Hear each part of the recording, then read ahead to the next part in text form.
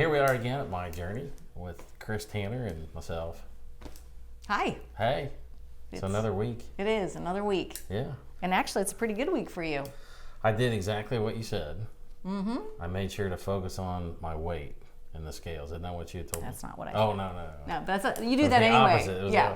No, this was so I talked about my hamstring Mm-hmm. bothering me. So this week was kind of interesting for me because I was still trying to do an ice and stretch. And so, like I get obsessed on, how much weight did I sweat out on the trainer every morning. So it was kind of a little test or an interesting thing for me to deal with, that I'm just focused on the nutrition and making sure I don't do anything wrong. I don't get yelled at by anybody. I'm not going to yell at you. It'd be Nikki, it'd be my wife would be the one that she would. I don't like yelling at anybody because when you inflict something like that on yourself, you feel it more than I can ever tell you, right? Oh, exactly. Okay. I would totally agree. How's your hamstring now? It's coming along. I think one of the things I was doing, I think it didn't help. And I wasn't. So when we first started, I went a few days without doing any icing. And so as soon as I hit the ice pack, oh man, it was a big surprise. So it's better. I've been able to exercise a couple of days, and because I was having trouble, I got to the point that I couldn't hardly walk. It was like catching. Mm-hmm. So as soon as I got to where I got the ice pack on, then I was able to start moving. And so I'm like, even today, so I got on the trainer. It was only 15 minutes, but get a little something, raise the heart rate. Good. A little bit. So good. I have some hacks for things like that. Injuries are always cool. good. You can always use red light. We have a red light panel at home. Oh yeah. We have one that is by Juve, but there's all kinds of red lights out there. There's a company called Mito that I really like. I don't have one, but a lot of my clients do. But mm-hmm. red light therapy is really good. Okay. I know when Matt injured his shoulder, just put the red light on it. They even make red light wraps now. You've even seen it. You'd even get at the drugstore. A red light wrap would have been a really good idea, just to implement that as well. So next time, if you have an issue of any kind, think red light, think sauna. When you get into a sauna, your muscles relax, and then you can actually stretch in a sauna. Mm-hmm. I don't know if you guys have access to a sauna out here, or if the gym membership has sauna or something. I don't know if the gym does here. Okay, but those are just things that I like to tell my clients, that if you do have an injury, obviously ice and heat are great, right? But red light, infrared, sauna, those kinds of things, even Epsom salts, just getting a hot bath with Epsom salts, that's another good one. Those are all the things that you can do just to move it along. Well, I've done that before with because back when we were running 5Ks, that's one of the things that this similar spot where it started, mm-hmm. I'd had that same kind of thing. Because I have a real bad habit of not stretching. You get done and look at the time and go, I can get to work. Well, not taking care of your body, and right. You're going to pay for it. But I used to do the Epsom salt bath. So. Yeah, those are just things that I'll put in an email to you and Nikki, just so you can have it written down for next time, because things happen. You're not going to never have another injury, and right. And those can help too, mentally as well as not just physically. So if you ever get into a mental state where you need to decompress and detoxify, those are really great detoxification methods too. What's amazing with something like that, because I've done that before for stress, the Epsom salt bath. Good. It's little things like that. It's kind of because it's kind of a goofy thing. Like if you've been sick with the flu for a week, that first time you go, I'm gonna go take a shower and get ready, and you feel better. Mm-hmm. Just being taking care of yourself a little bit. But that Epsom salt bath. Yeah, we've definitely done that. Yeah, and when you're sick and you start to sweat, you sweat all the toxins out, and so now they're sitting on your skin.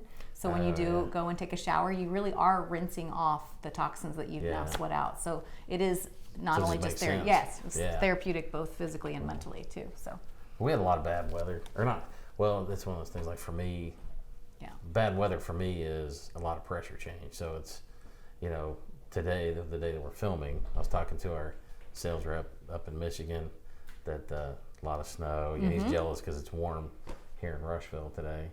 And then also talked to Morgan. Mm-hmm. She said she's got a sheet of ice on her driveway, so a lot of 4 degrees. And then here it's 70. So anytime we get that big air pressure change, it's one of the things we have to watch because it's brutal for what I have to deal with, you know. Do you have a barometer at home to know exactly what numbers actually trigger what? I mean, do you calculate all that and we use follow it? We use on WeatherBug. There's a pressure map. Mm-hmm. We use it, and there's just certain the way the colors are. We can kind of map. Okay, this is going to be a bad day. And then the other thing, it's not as scientific as having the actual numbers, but we have one of those.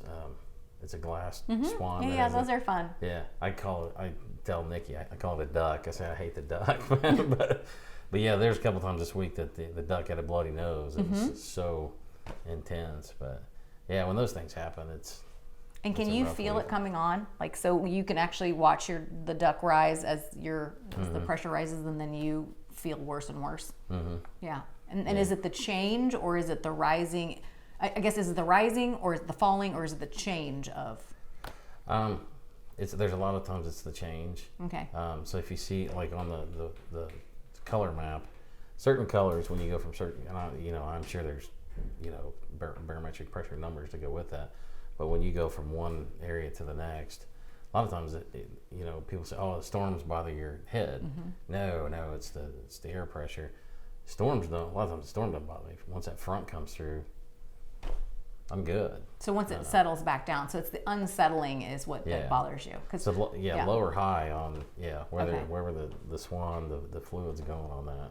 Okay. I mean, it's good to talk about this because I know that you have a brain injury, but a lot of people just have this in their daily life, and they didn't have an injury, but they do have issues when barometric pressure falls and rises. We've had, I can tell when things are going. I have kind of a funny story about Matt. He won't mind me telling. Yeah. He's never had a migraine before in his life. Yeah. And I used to get him when I was pregnant, so I know what happens. You get the spots, and then you get the headache, and then you get dizzy, and you get nauseous. You can't see. This starts happening to him. He's convinced he's going to have a stroke. He thinks he's stroking out. Like, this is the big one. Yep. Come and get me. I said, "You're having a migraine." "No, babe, you don't understand. You don't understand. It's not a migraine. This isn't just a headache. I'm dying. This is terrible." I was like, "Babe, it's a migraine." "No, not a migraine. I have to go to the hospital." I was like, "Okay, we're going to go to the hospital for a migraine." No, wait a minute. We're getting invaded here. You need to throw What do I need to throw in? bad ticker under the bus a little bit. Okay, well, a pseudo doctor who's not a doctor tells Matt, "You're probably having a stroke. You're probably stroking out." One of his teammates. And I'm like, "Why are you listening to him? You're having a migraine." "Babe, I've got to go to the hospital." "Okay, fine." So I take him to the hospital like a good wife. They put him in a dark room.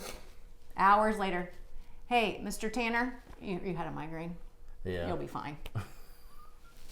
So anyway, again, if you don't know what it's like, you don't know how to feel or what to do, and no one understands what you're going through except you. And the people who've gone through similar. Then, it's still not even you. Yeah. You know what I mean? You're just an individual person. But they call this the invisible injury, and there's people who go, you're just You're making it up. Yeah.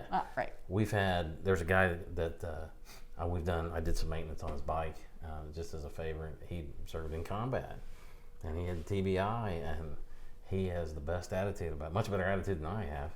And we get talking about things, and I have some of these same experiences. And I was in the fishing store next door.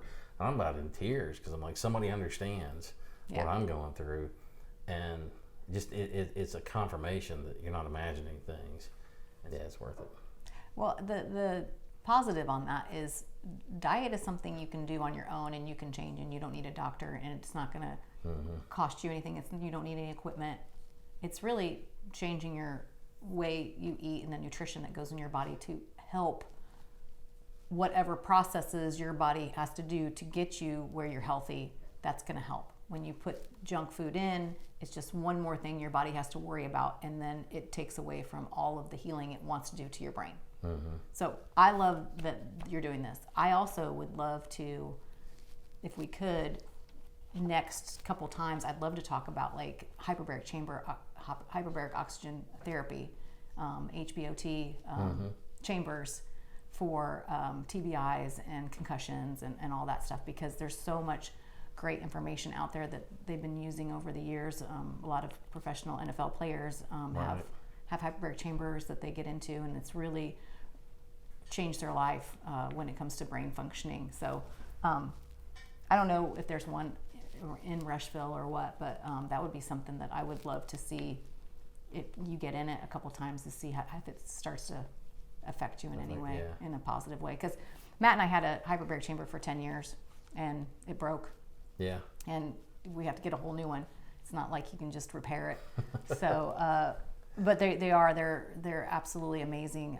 And we've had people with Parkinson's that came in and used our hyperbaric, and their Parkinson's was, substantially reduced. Yeah.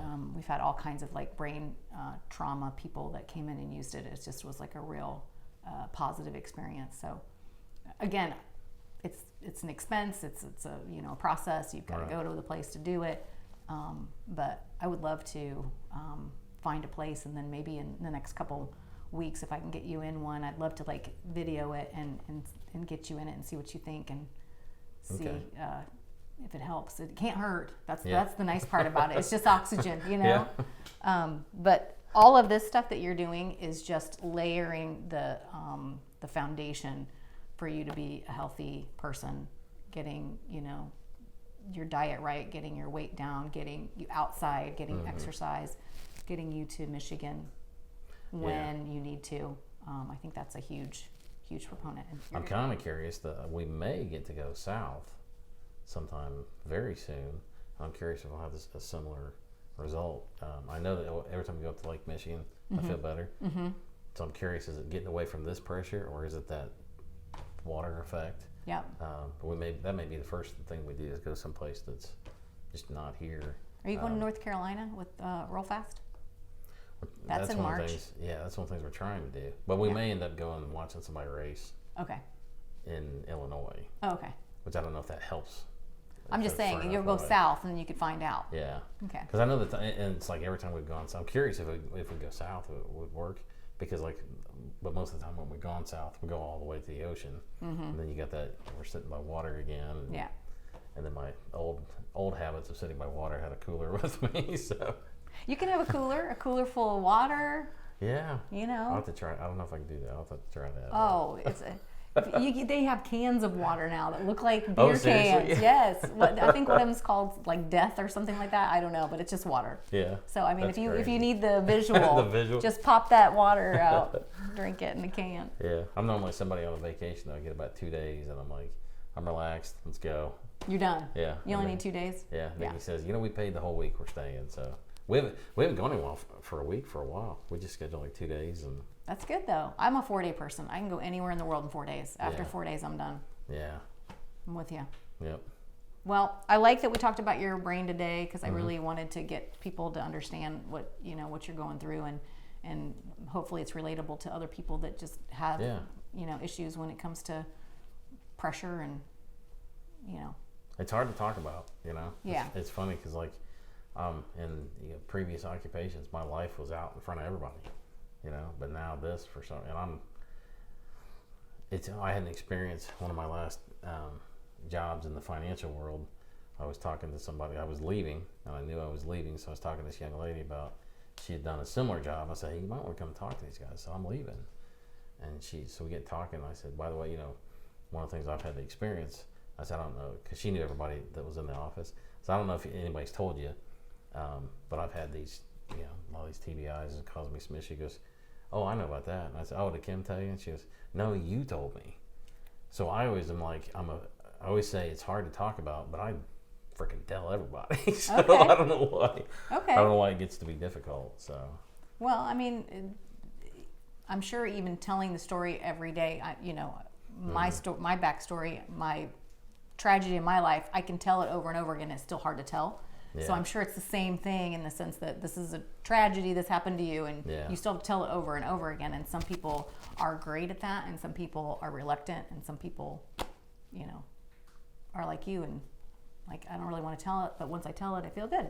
So looking for a happy ending is what it is. I'm wanting things to be better. So. Well, I think that, I mean, you're hitting your goals. You're getting up and having breakfast. I mean, there's a lot of really non-weight goals. I know you Yeah. love to look at that scale, but I love my scales. but you know that's gonna just be the icing on the cake of Yeah. that scale going down. Oh, it's what because me and everything Nikki, else. It's what me and Nikki can do. You Yeah. know, I feel she's always had to travel with me, and so we're still nervous about that. But we've learned enough to know it's like, hey, if I had to go to a bike race, that yeah, I can go to Michigan by myself, and it's been a while.